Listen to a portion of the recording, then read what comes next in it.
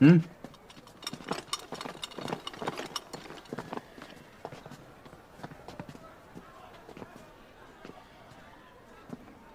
林家主，护卫队接到举报，你林家店铺售卖次品丹药，现在要将你林家店铺拆除，你速速让开！各位，我林家一向奉公守法，怎么可能出售次品的丹药呢？这是不是次品，本王说了不算，而是丹阁亲自鉴定。我乃丹阁管事木勋，经我们丹阁鉴定，林家所售卖的丹药的确是次品。齐王爷，和他们废话什么呀？直接砸了便是。哎，那本王做事一向公正。不过，秦奋公子你放心，林家的人要是不配合，我连人带店一起砸。这可如何是好啊！家主，齐王爷不愧是皇族贵勋，匡扶正义，实乃我界之楷模呀！我身为大玄王爷，自然是要为大全国民主持公道嘛。林夕，我给你1炷香的时间，迅速把店里的东西搬走，不然一个不留。你，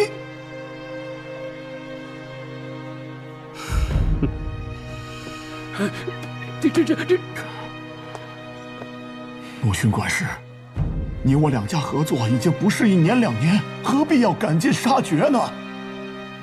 我林家出售的丹药，都是从丹阁外武堂来的，怎么可能不合格？哼，那是以前，我们外务堂早就停止了和林家的合作。你们的丹药来路不明，十分可疑。木勋管事，我林家的丹药，明明都是丹阁出产的，你，林家主，我丹阁从来没有和林家做过生意，你信不信？因为你这句话，我木须能告你诽谤。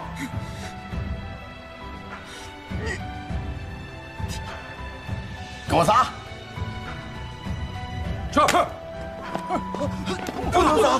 不能砸！不能砸呀！不能砸！不能砸！不能砸！好话可说在前头。不能砸！今天谁敢阻拦护卫队，直接押入大牢，严惩不贷。给我砸！不能砸呀！不能砸！不能砸呀！齐王爷好大的官威啊！秦晨，知道的人知道你是大玄国的王爷，不知道还以为是哪来的强盗土匪进城了呢。秦晨，没想到你也在这里。怎么，今日齐王爷在这儿执行公务，你也想阻拦？真是踏破铁鞋无觅处，得来全不费工夫啊！啊，今日竟在这儿见到你小子，拿下！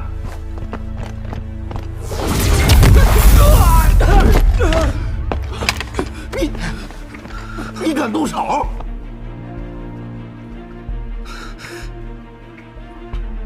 秦奋，你的伤这就好了，这就可以活蹦乱跳了。秦晨，你殴打护卫队，已经严重违反了大宣国的律法。我劝你束手就擒，否则罪加一等。违反大玄国的律法，我看是你齐王爷和秦奋沆瀣一气，想要陷害林家吧？我血口喷人！今日护卫队接到举报，且有木勋大师为我们指证，今日所谓合法合规，什么叫诬陷林家？今日我倒要定你一个诬告本王的罪名。没错，经过我们丹阁集合，林家所售丹药以次充好，我丹阁必将永久封禁林家在大玄的所有生意往来。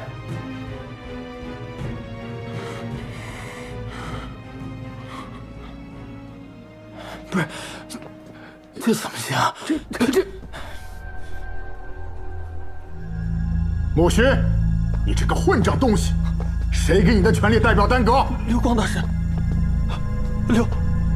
流光大师，你怎么来了？父亲，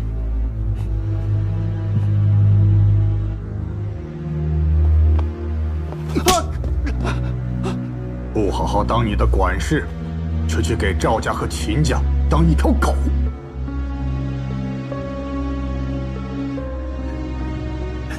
从现在开始，你不再是我丹阁的人，滚！大师，你听我解释，是你还不给我把这个废物带下去！大师，我是被冤枉的呀！大师，你再给我次机会！大师！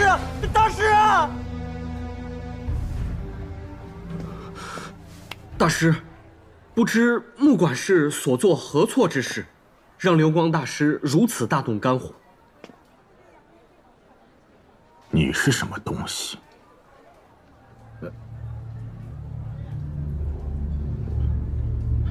本执事处理丹阁内务，哪轮得到你插话？我乃安平侯次子秦奋，不知流光大师能否给在下一个面子？你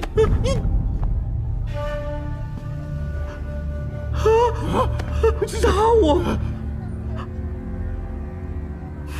就算是安平侯来了，也得好声好气的伺候着。你算什么东西？王爷，王爷，你又是谁？我乃齐王，当今圣上的弟弟。今天这件事呢，可能有些误会，不如给我个面子。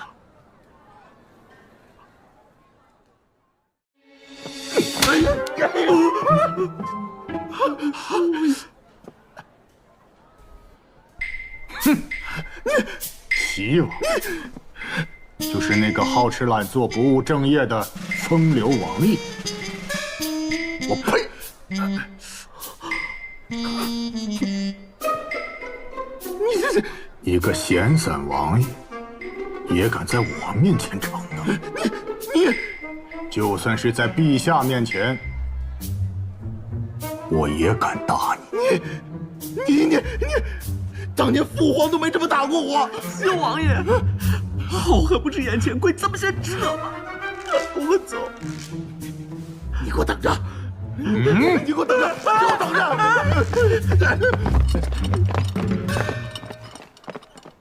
哼！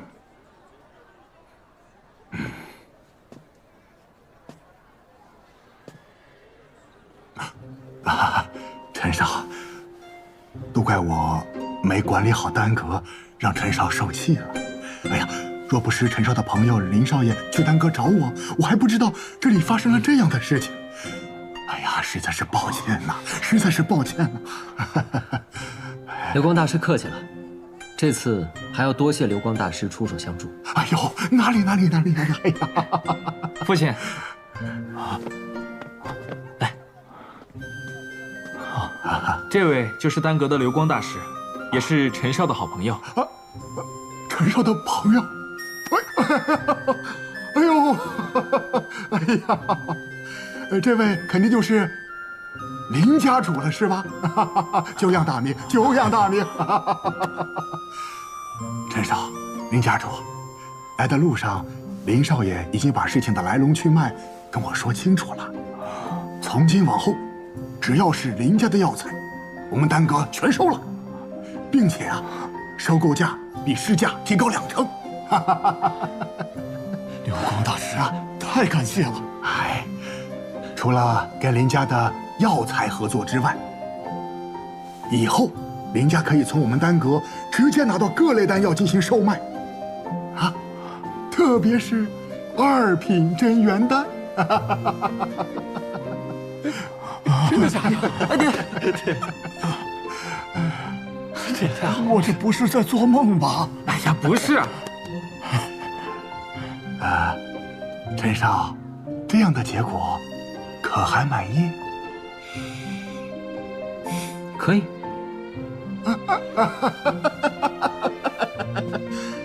陈少还有事儿吗？啊，阁主大人还想跟陈少交流交流。正好我有事要去丹阁一趟，走吧。父亲，孩儿先告退。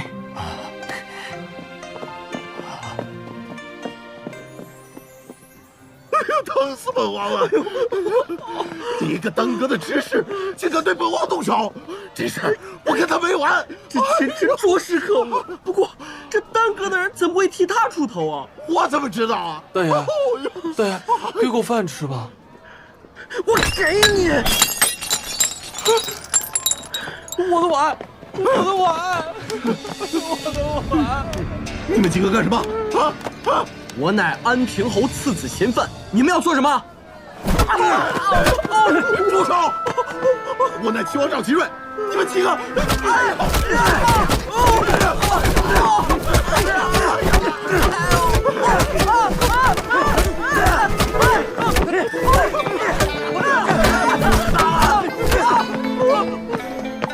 我呸！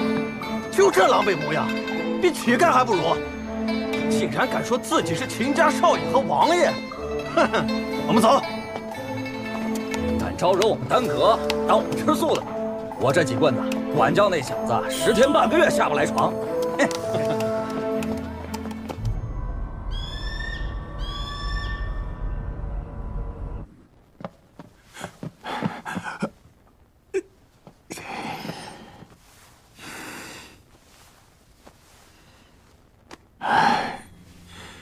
陈少走了。回阁主，陈少走了，是属下亲自送他离开的。听闻今天方氏闹出了一些事情，究竟是怎么回事？哦，是这样的。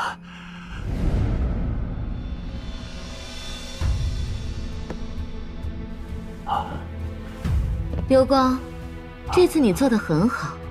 那齐王赵启瑞竟然敢调戏本阁主，你马上去暂停和皇室的合作，让他们给我丹阁一个说法。调戏阁主？这……本阁主说调戏就是调戏了。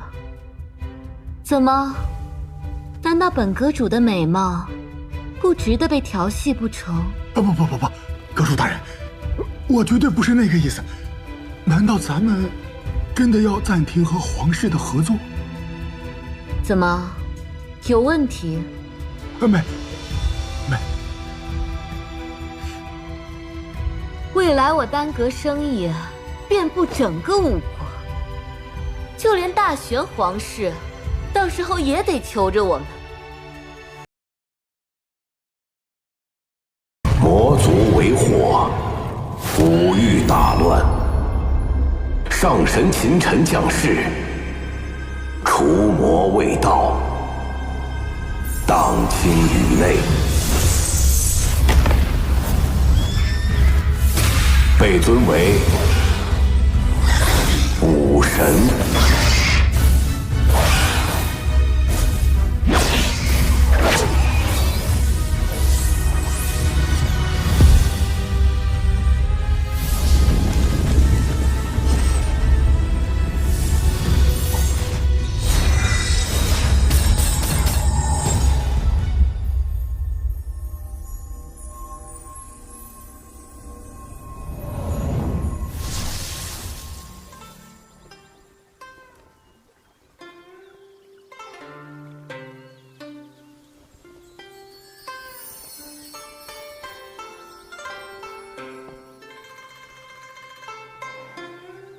皎皎明月与君语，潺潺流年与君同。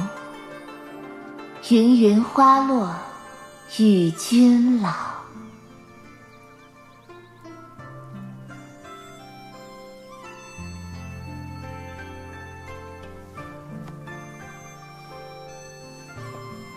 陈哥哥，希儿，你说这天道究竟是什么？日月与清，朝为日，暮为月，清为朝朝暮暮。我只想与陈哥哥相伴一生，哪管这天道是什么？天道是天之恩惠，想让我们在这天道轮回之中感受芸芸众生。陈哥哥，我们是五欲之主，这众生的生老病死、喜怒哀乐，又与我们何干？希儿，你不懂。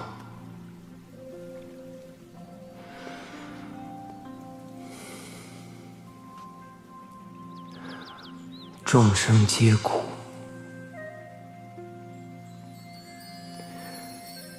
就犹如这花瓣一样，只为了绽放的刹那，便会消散如烟。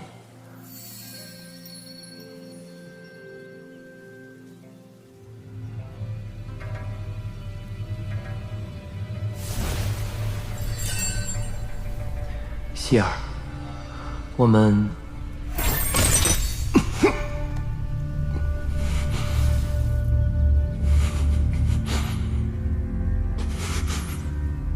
希儿，你陈哥哥，别怪我。为什么？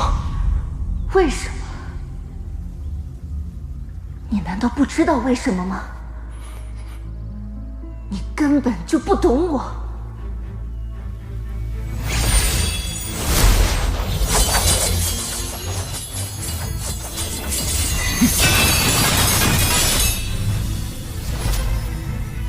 希儿，我到底做错了什么？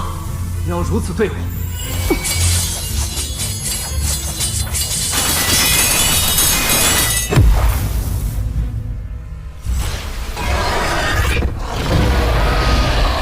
少羽，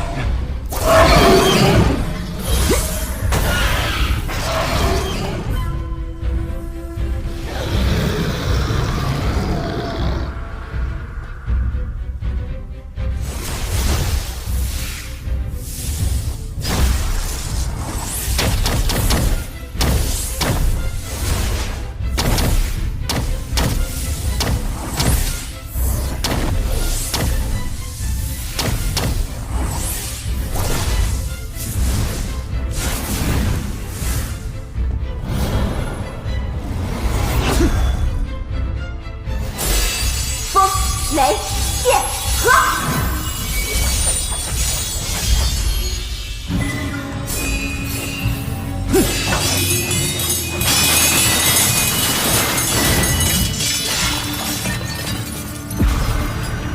奸臣，看我的星河绝印！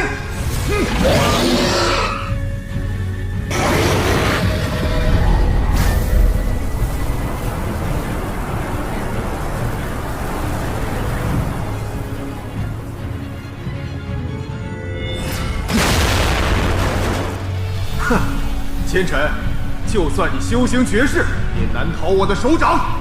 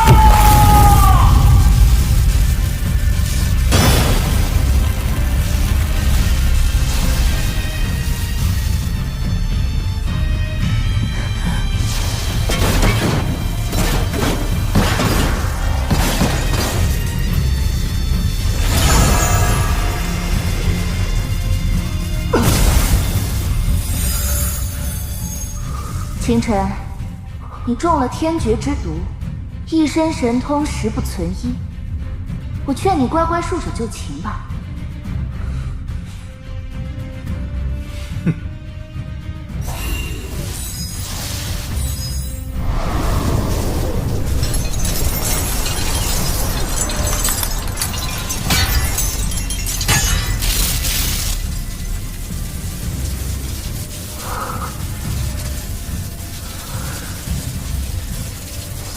困住我，没那么容易。天魂剑术，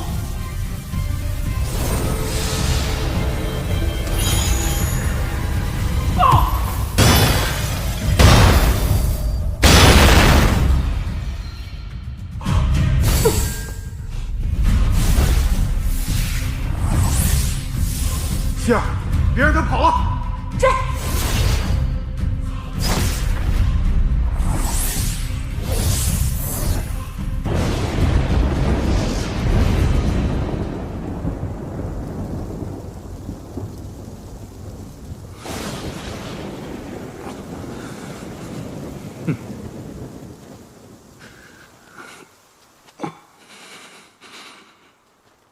秦晨，无论你怎么逃，也逃不出我们的手掌心。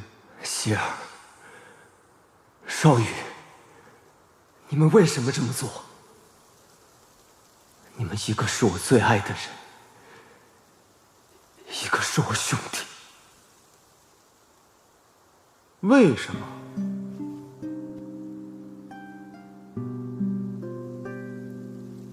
清晨，在你出现之前，我和少羽便是两情相悦。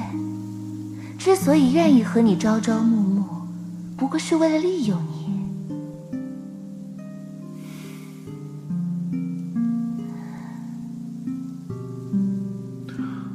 本想把你当做一个踏板，没想到你这个家伙还挺有能耐，一路开疆拓土，替我建立了天武帝国，也不管我这么多年和你虚情假意的做兄弟，还要忍受日复一日你和希儿卿卿我我。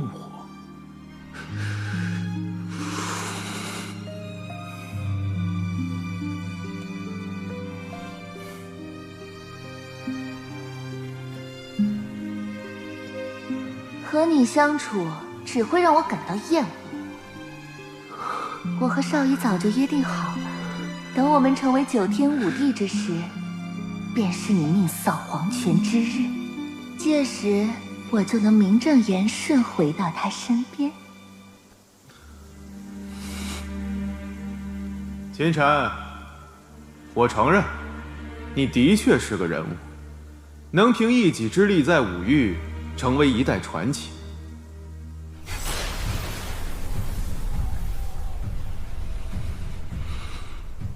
很可惜，今日你就要命丧于此，成为我开国的祭品。不过，看在多年兄弟情分上，我可以饶你一命，只要你留下一样东西。你们已经夺走了我的一切，我已经没有什么可以给你们的了。你闭关多日不出，想必一定是在研究从神禁之地带出来的那件神器。只要你留下的，我可以留你一条命。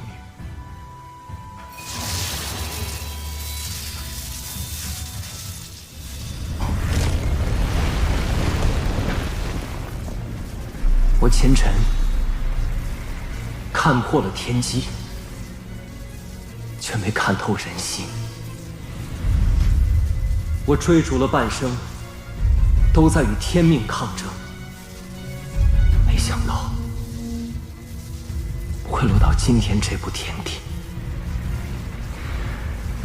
少羽，你还是不懂我。我前尘贪生，却从不怕死。小心！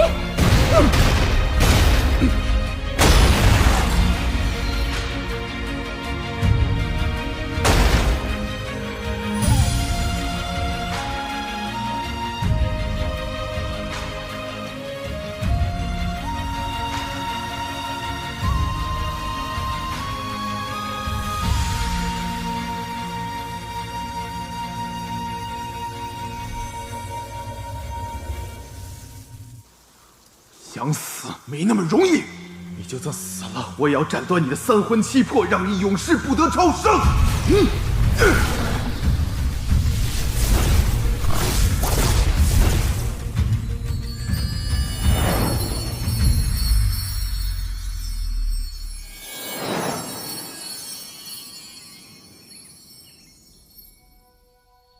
陈儿，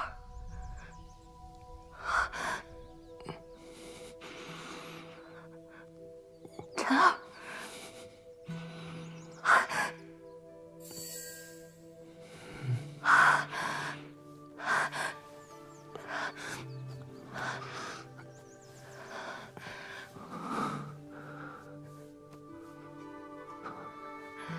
我这是……你终于醒了，陈儿。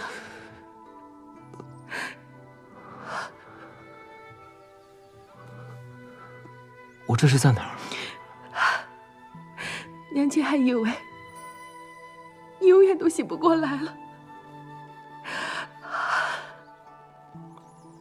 娘，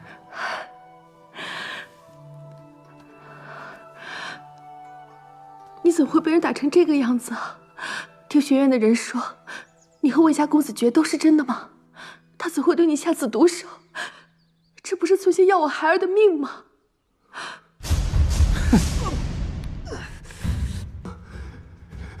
别杀我！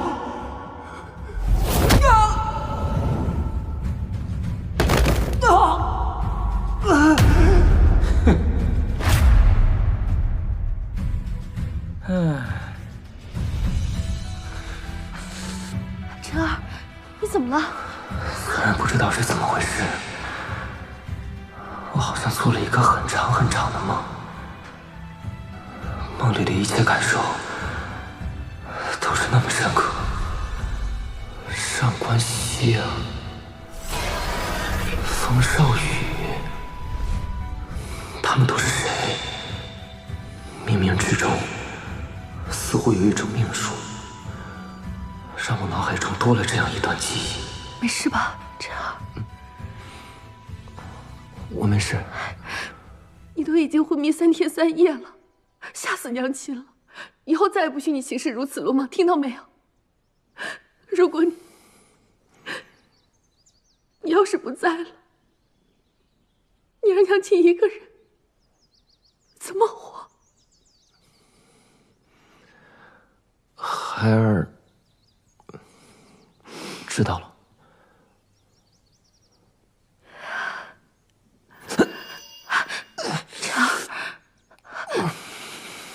陈儿，你没事吧？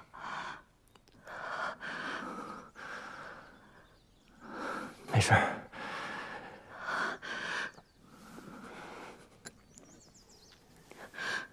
快喝下这汤药，补补身子。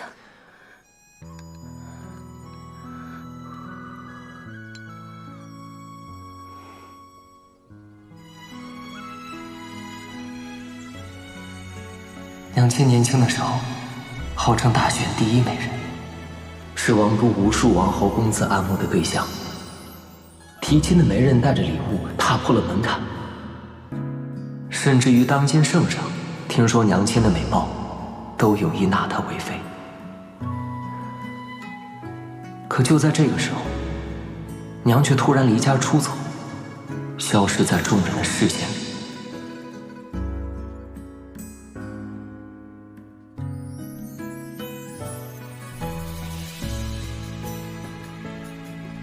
3年后，娘才回到秦府，怀里还带着一个婴儿。未嫁生子，这在整个天武大陆都是极为忌讳羞耻之事，属于不守妇德。若不是我的外祖父力排众议，以秦家的血脉名义收留了我们母子俩，恐怕我跟娘亲早就被逐出秦府，流浪街头了。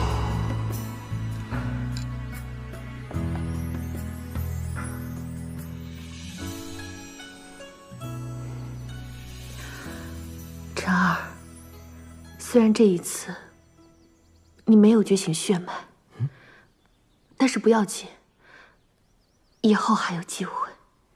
没有觉醒血脉。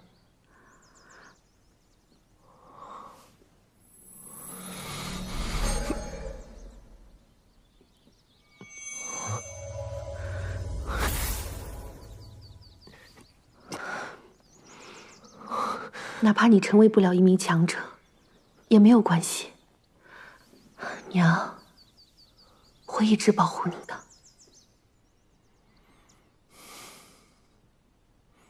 娘，你放心，孩儿不会被这点挫折击垮的。既然如此，娘就放心了。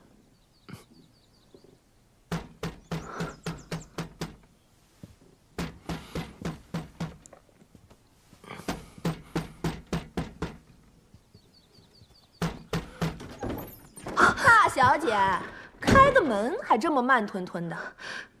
胭脂，晨儿刚醒，身体还很虚弱，你不要惊到她。哎呦，原来陈少爷醒了，那可真是恭喜了。你来干什么？陈少爷就别自作多情了，我可不是来找你的。大小姐，你和我们夫人的约定应该没有忘记吧？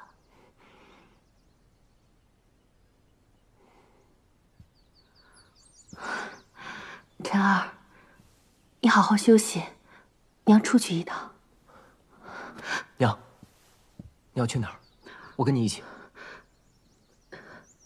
傻孩子，娘就在这王府之中，你好好休养身体，娘亲去学就回。娘，你告诉我，你跟赵夫人到底约定了什么？一个半死不活的人，问那么多干什么？本姑娘告诉你得了，你娘答应了我们夫人今天和齐王爷见面，现在齐王爷已经到了大厅，就等你娘过去了。你可别坏了我们夫人的好事。你说齐王赵启瑞，赵凤这到底安的是什么心？竟然让我娘去见赵启瑞那个混蛋！你滚出去！你是什么？大小姐，看你教的好儿子！你和齐王爷的事情，当初可是你亲口答应的，想反悔不成？不可能！赵启瑞那个狗东西，之前来找过我娘多少次，都被我娘一口回绝了。我娘怎么可能答应他？这你得问你娘亲了。晨儿，你伤病初醒，当心伤了身子。娘只是去见他一面，不会如何的。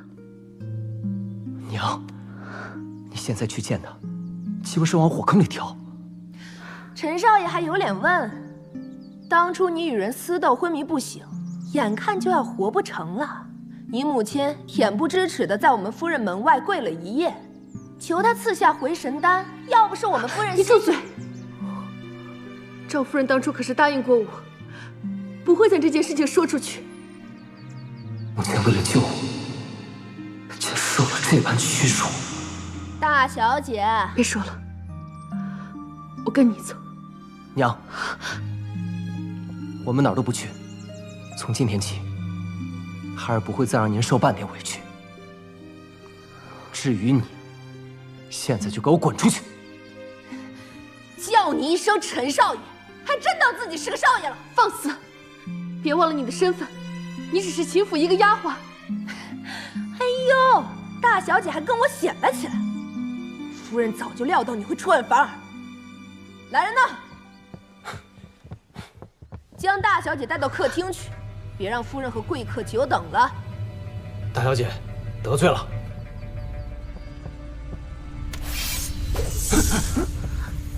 谁敢动我娘？你这个废物！别忘了这个家是谁做主，还不快将大小姐带到客厅去！夫人怪罪下来，你们担待得起吗？陈少爷，是赵夫人让我们带她走的。倘若你执意阻拦的话，就休怪我们两个不客气了。不要命的话，可以试试，我看你们谁敢动我娘！你们这群狗仗人势的东西，信不信我按家规把你们流放3000里，一辈子翻不了身。胭脂姑娘，他秦晨毕竟是秦家的人，当真把事情闹大的话，咱们这些下人可没好果子吃啊！哦，是谁要流放谁呀？夫人，这么小的事儿都做不好，我平时怎么教你的？奴婢无能，请夫人责罚。先退一边去吧，丢人现眼。是。哎，月池妹妹，别来无恙啊！没想到啊，我这外甥昏迷了几天，变得这么有胆量，居然要流放我的人，哼，还真是长志气了。赵夫人，晨儿她还年少，只是一时冲动，口无遮拦，还请夫人不要同她计较。年少，身为秦家子弟，不知勤学好进，却在学院与人私斗，还在这里大放厥词，欺辱下人，违反秦家家规，该当何罪啊？晨儿她并非有意，该当何罪的人，应该是你吧？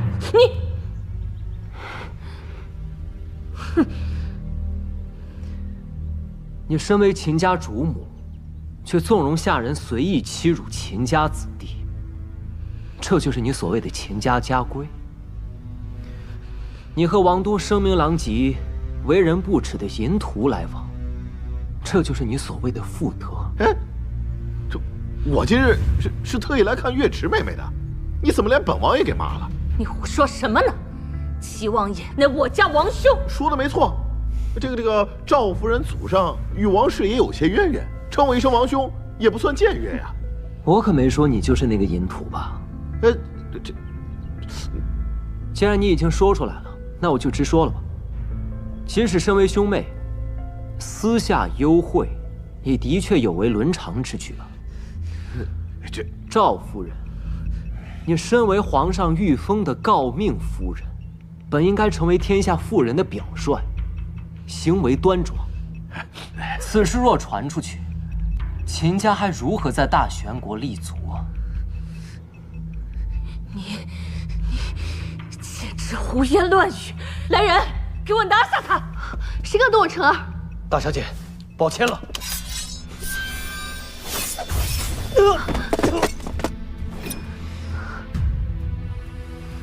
秦晨，你竟还敢还手，这可是你逼我的！来人呐，家法伺候，以儆效尤。大胆，还不快把剑放下！放下！晨儿不要！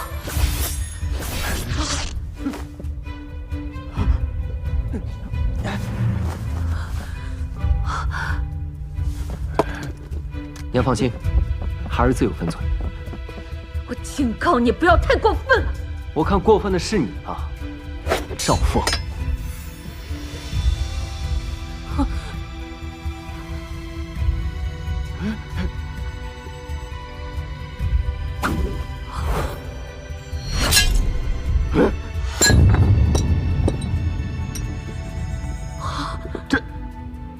以后谁再敢打我娘的主意，下场就如同此晚。赵夫人，你不是说跟月池妹妹说好了吗？齐王爷，你听我跟你解释啊！解释什么？哼！月池妹妹，今天这事儿，本王并非有意冒犯。这么多年来，我对你的真心，难道你还不明白吗？齐王请自重。啊，月池妹妹，闭嘴！如果你再往前一步，杀无赦。秦勇，别在门外站着了。是。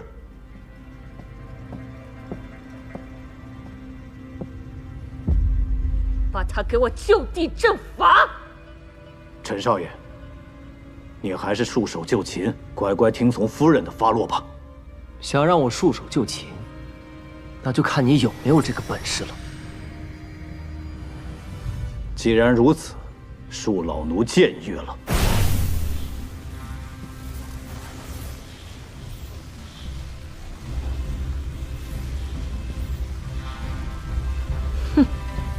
都给我住手！侯爷，侯爷，侯爷，你来的正好。今天这小畜生简直反了天了，不仅打伤了护卫，还弄伤了齐王爷。够了，你还嫌闹得不够吗？这可不是我要闹，是这个小混蛋，他是你外甥，他要是混蛋，我们秦家是什么？你身为秦家主母的仪容呢？秦王爷，我秦家管教不严，让你见笑了。你还有脸说？你看看，我现在成什么样子了？你秦家子弟都敢对本王动手了！哼！月池妹妹，让你受惊了，你没事吧？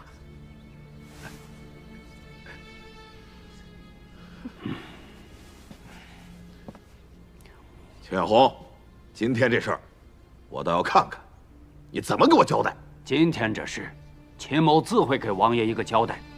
不过王爷今天到毕府来看舍妹，这事儿传出去不太好吧？秦某府中还有要事要处理，就不留王爷了。秦远红，你好大的威风啊你！今天这事儿，咱们没完！哼！不送。王爷，还有你们，该干什么就都干什么去。是。是。走。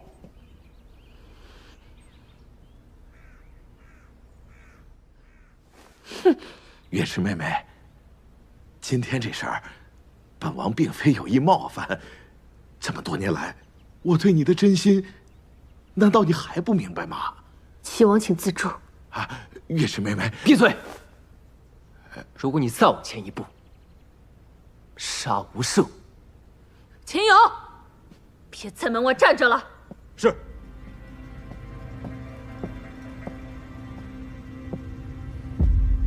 把他给我就地正法。陈少爷，你还是束手就擒，乖乖听从夫人的发落吧。想让我束手就擒，那就看你有没有这个本事了。既然如此，恕老奴僭越了。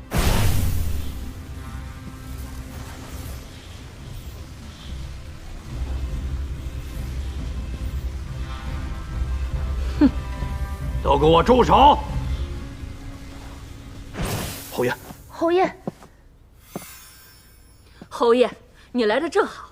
今天这小畜生简直反了天了，不仅打伤了护卫，还弄伤了齐王爷。够了，你还嫌闹得不够吗？这可不是我要闹，是这个小混蛋，他是你外甥，他要是混蛋，我们秦家是什么？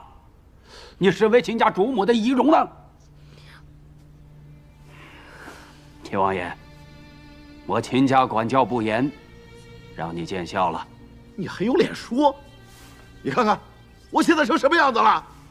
你秦家子弟都敢对本王动手了！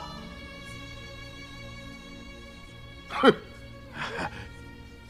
月池妹妹，让你受惊了，你没事吧？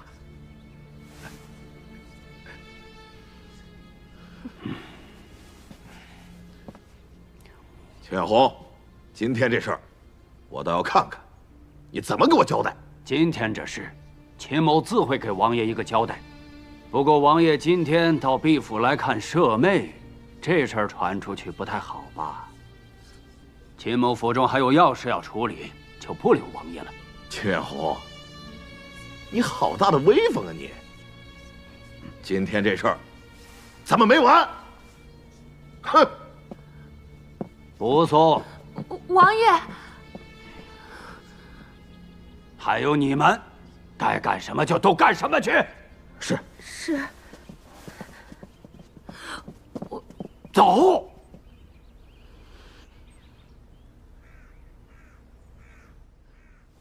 哼！秦晨，长出息了，都敢动手伤人了。刀剑无眼，快收起来。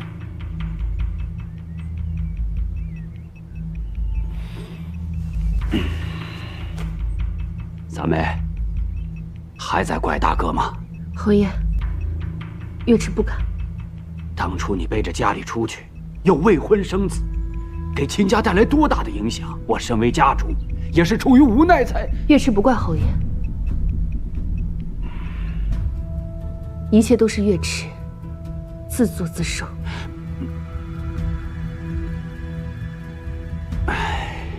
过去的事不提也罢。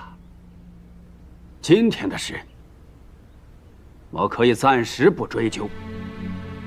半个月后便是天星学院大考，你必须在大考前完成血脉觉醒。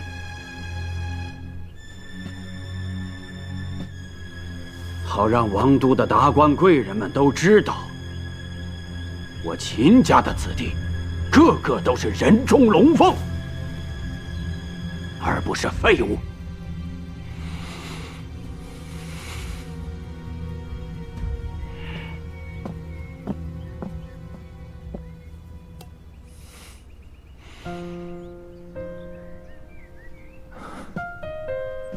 娘，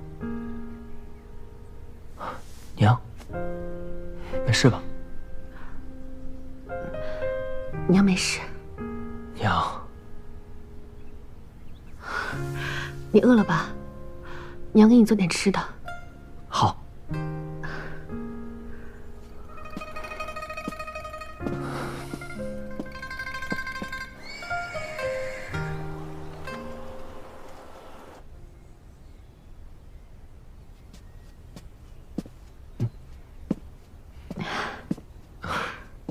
晨儿，快吃吧。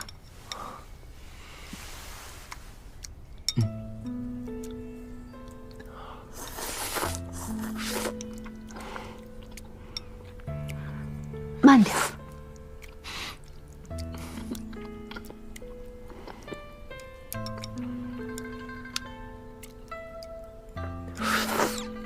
晨儿，你舅舅官拜中郎将，封安平侯。他是一个极其铁石心肠之人。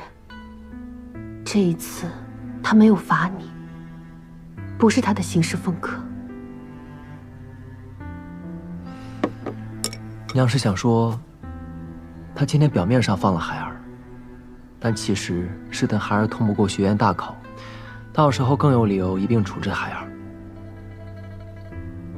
我的晨儿懂事了。娘，你放心，孩儿一定会觉醒血脉，然后通过学院大考的。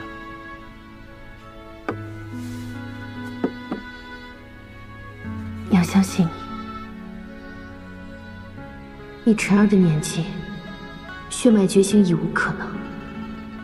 但是，身为母亲，能做的只有相信她。晨儿，哪怕我们不在秦家，我也会。娘，就算你现在就要离开秦家，孩儿也有能力养活你，一定不会再让你受到半分委屈。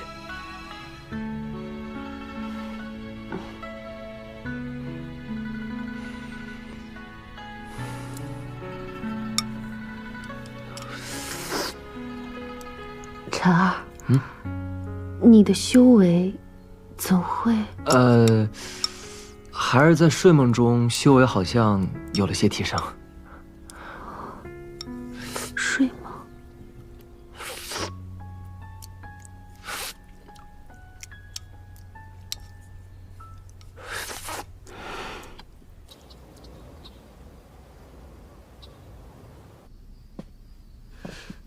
秦远红，你今天到底怎么回事？竟然帮着那个小畜生，还在那么多人的面前扫了齐王爷的脸面。你说说，你到底是个什么意思？你问我，我还没问你呢。你一天到晚在府中干了什么事？我还不是想让秦月池尽早离开秦家，省得那个小畜生以后霸占我秦家的家产。倒是你，竟然放过那个小畜生！哼，我就知道你们秦家没一个好东西。你胡说八道什么？我怎么胡说八道了？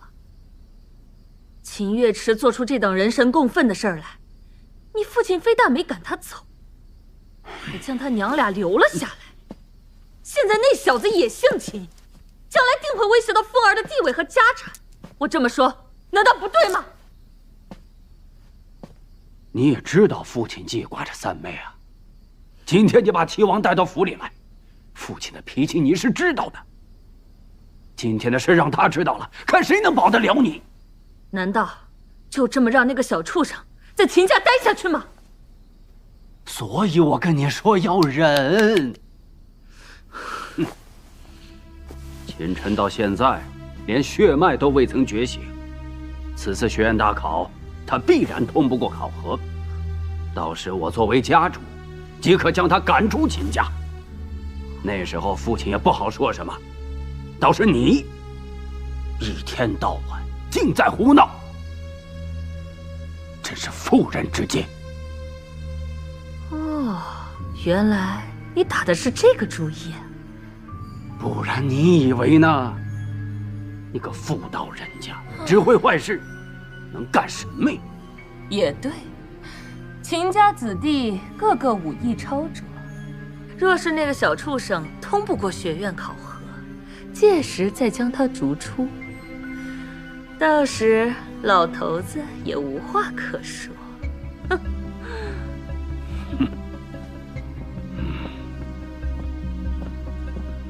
秦晨，我看你还能蹦跶多久？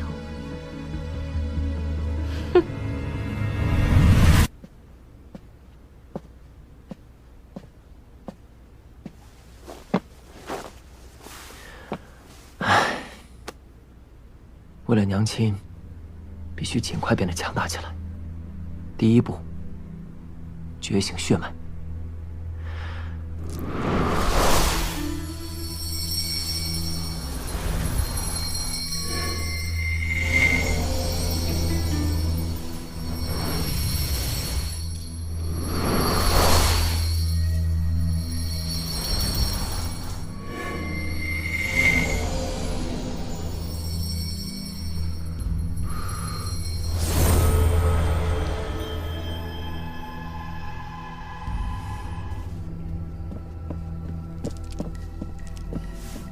夫人，那小子一直待在屋里，并未出去。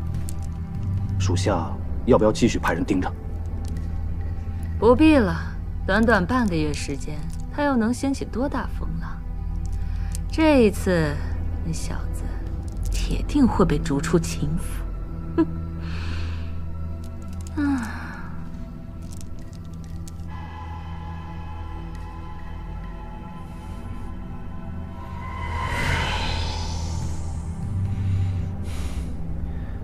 无法觉醒血脉，原因无非有二：一是这体内的气脉太过稀薄；二是这副身体出了什么问题。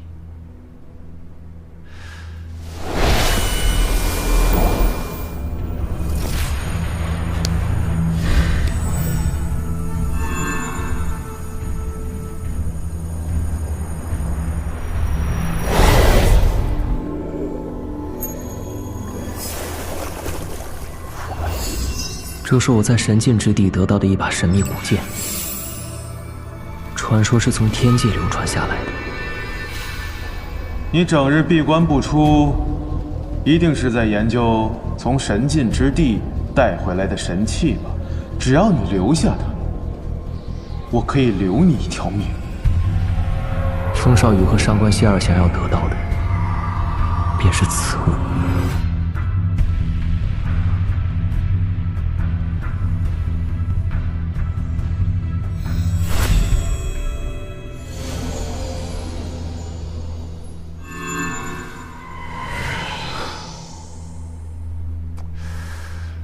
这体内的气脉已经全部定型，想要觉醒血脉的话，只能破而后立。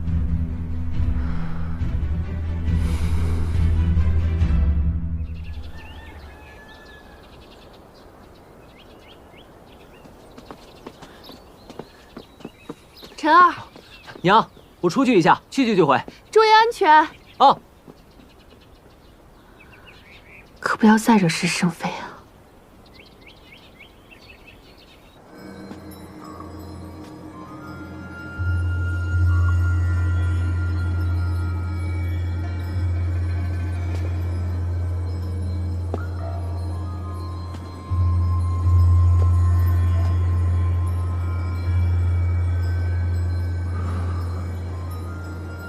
终于到了。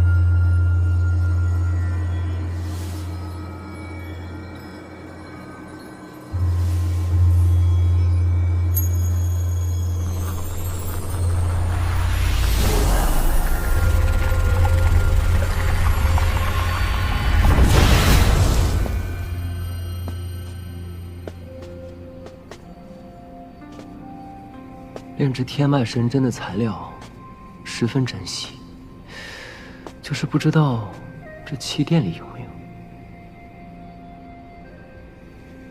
寻常人来到气殿，必定战战兢兢。此人年纪轻轻，气势不凡，想必定不是寻常人家的公子。这位公子，欢迎来到气殿，请问有什么可以帮您？我想购买几种炼器的材料，不知道你这里有没有啊？公子说笑了，连气殿都没有的炼器材料，您就是翻遍整个大玄国，也未必找得出来。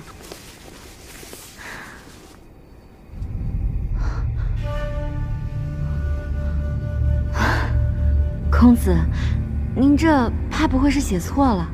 我在气殿待了4、5年，这上面大部分的材料，我可从来没见过。这大玄国果然是地处偏远，我也将那几种高阶材料都换成了普通材料，没想到还是没用。若是不能炼制成天脉神针，就没有办法破而后立。公子，您在说什么？哦，没什么。我跟你换几种材料吧。有笔墨吗？有，公子这边请。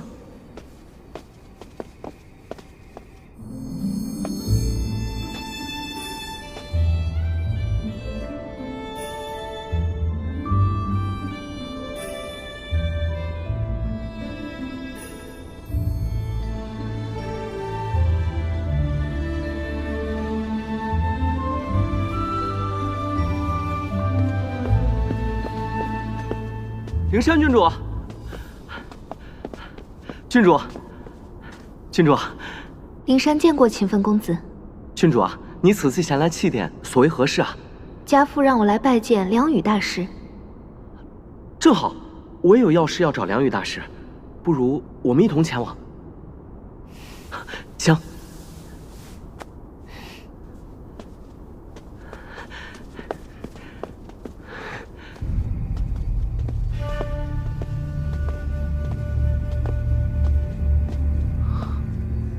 哎呦，这不是秦晨弟弟吗？听说你连血脉都还没有觉醒，怎么，这当不了一名武者就改行当炼器师了？秦奋公子，这位也是你们秦家子弟吗？灵山郡主啊，这位就是我姑姑的儿子，也是我秦家那一位私生子。原来是他。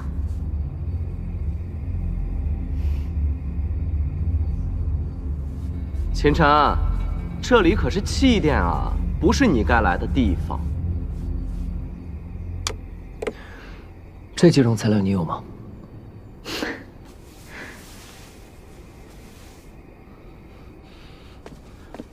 什么材料？让我看看。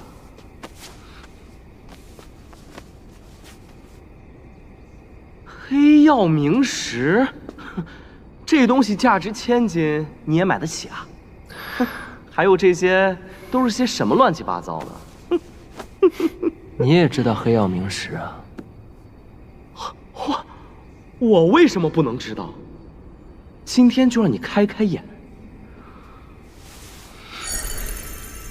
这是我父亲花了38000枚银币，从通天阁拍卖行买下来的，想找梁羽大师为我炼制一把宝兵，睁大你的眼睛，好好看看。秦晨，你连血脉都没有觉醒，出来肆意招摇，简直丢我们秦家的脸！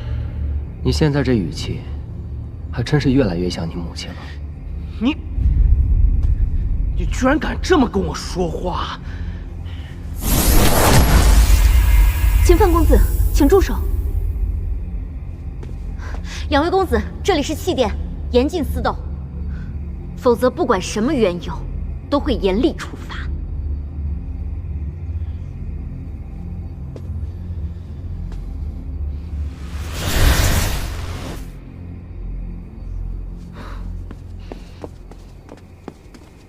拜见梁羽大师。今天算你走运。拜见梁羽大师。炼气师，在下秦奋，安平侯次子，想请梁羽大师用黑曜冥石为在下炼制一柄宝兵。你想炼制什么？一柄3尺利剑。黑曜冥石乃顶级炼器材料，只需一点点便可。家父说了，此次炼制无论成败，剩余石料全由梁羽大师自行处置。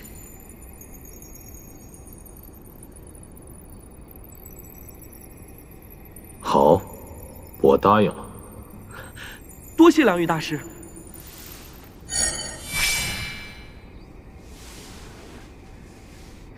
梁大师，晚辈赵灵山，家父赵静，这是家父给您的一封信。原来是灵山郡主。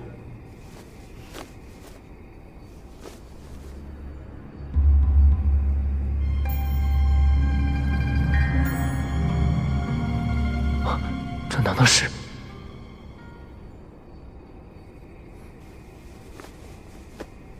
我和康王爷有些交情，他在信里说，你想成为我的弟子。是，晚辈想成为一名炼气师。我收弟子，向来不问身份来历，只问天赋资质。你若不合格，即便是康王爷的女儿，我也不会收的。晚辈知晓。那好，你跟我来吧。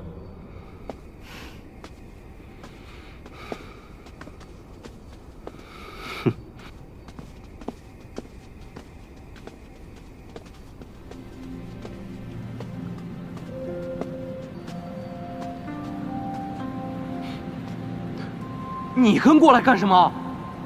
晋升。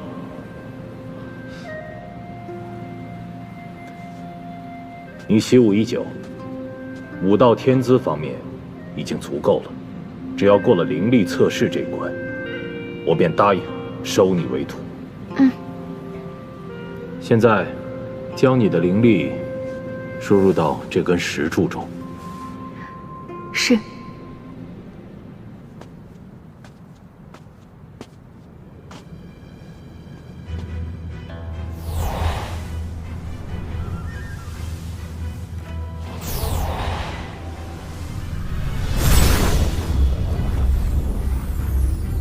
成为一名炼气师，最重要的是灵力天赋。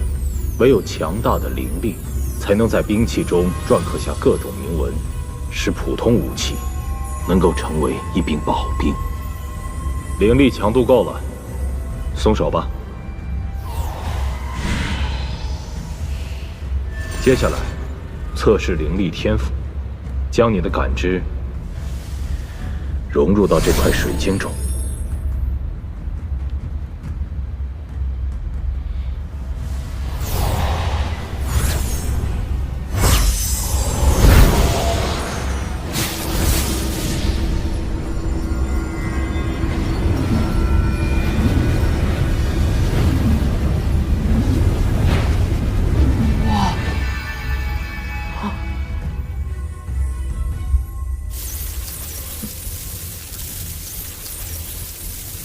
还算不错。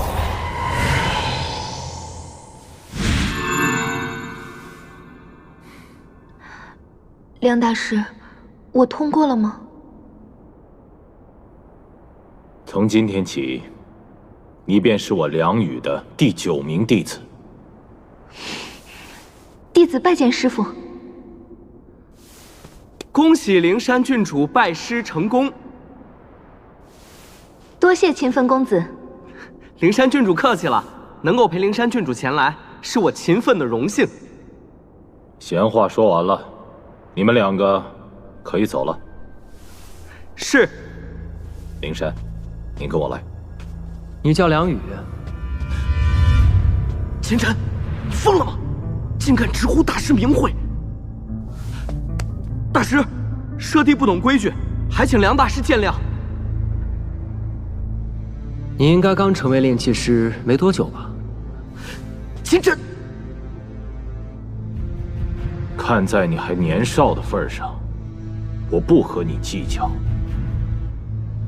现在，给我滚出气殿！想要成为一名炼气师，就必须炼制一把宝兵。如果我没猜错的话，你当年考核炼制的应该是一把火属性的宝兵。你怎么知道？我不光知道你炼制的是一把火属性的宝兵，我还知道你就要死了。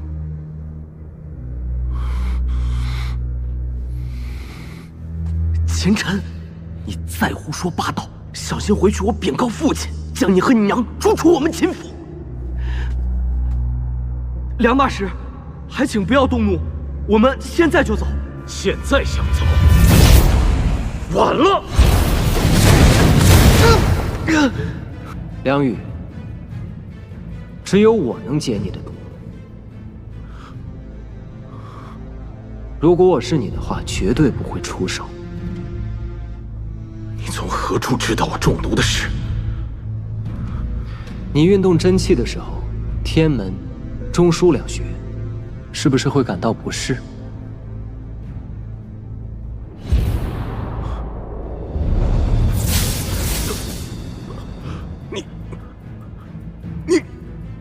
哼，真是可惜呀！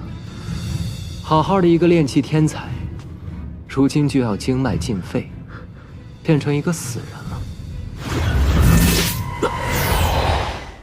你究竟是谁？师父，你没事吧？你们都给我退下！听到了吗？都给我退下！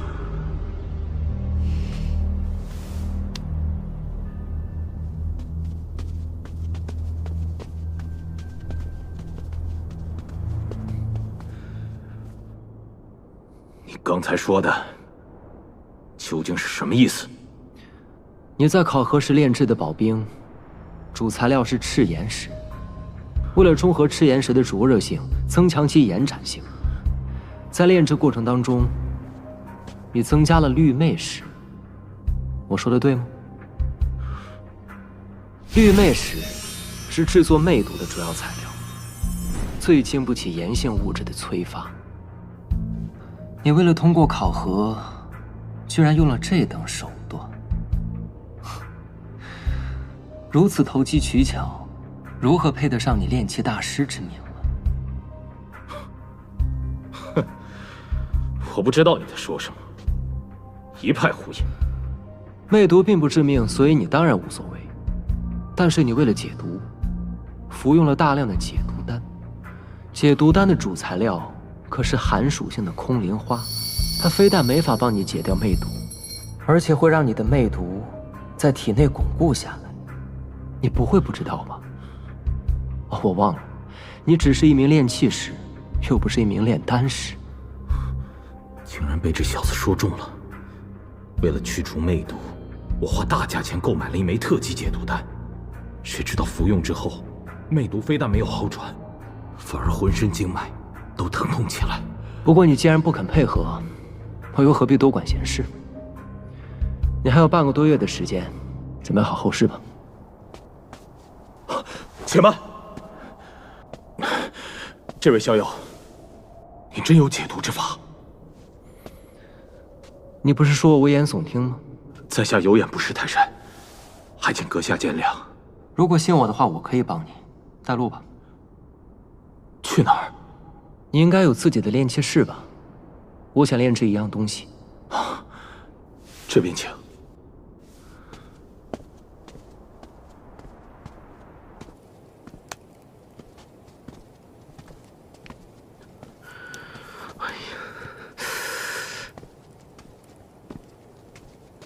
啊！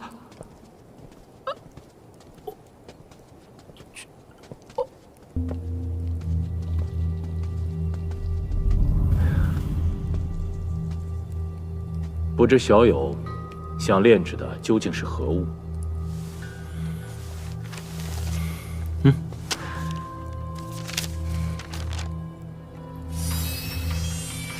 小友是从何处获得这张图纸的？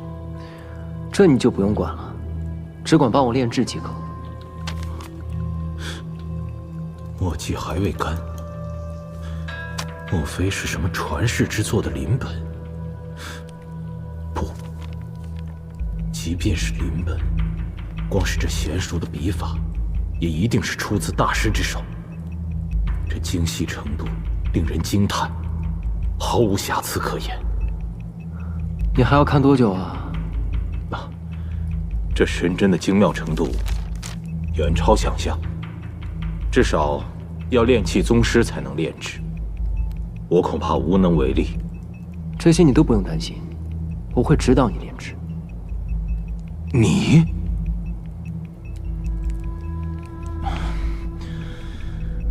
那炼制的材料用什么？就用你方才得到的黑曜冥石。这可是安平侯二公子嘱托我炼制宝兵用的，用掉了，我该如何解释？你自己应该有办法吧？再说了，是炼制神针还是宝兵，你应该心里有数。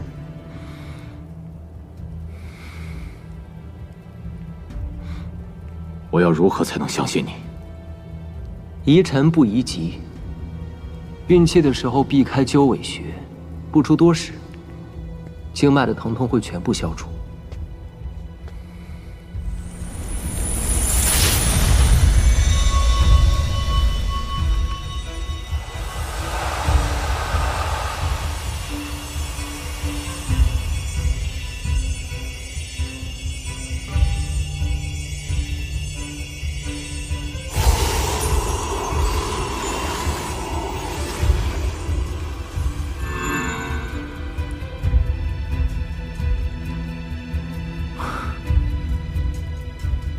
确实好多了。此法呢，只会帮你暂时得到缓解。等你事情办好之后，我会将解毒的方法告诉你。别耽误时间了，开始吧。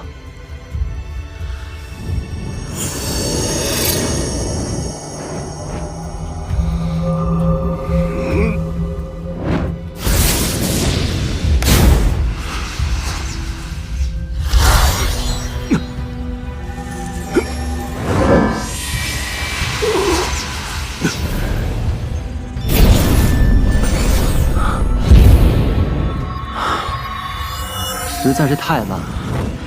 你在黑曜冥石上撒一些石华粉。石华粉？这东西撒在黑曜冥石上有什么用？岂不平添杂质，变成了一块废料？让你加你就加，届时跟杂质一起剔除即可。这是你让我加的，废掉了黑曜冥石，可别怪我。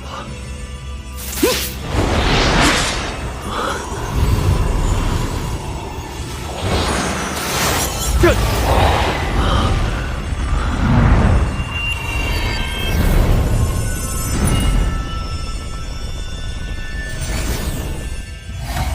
愣着干什么？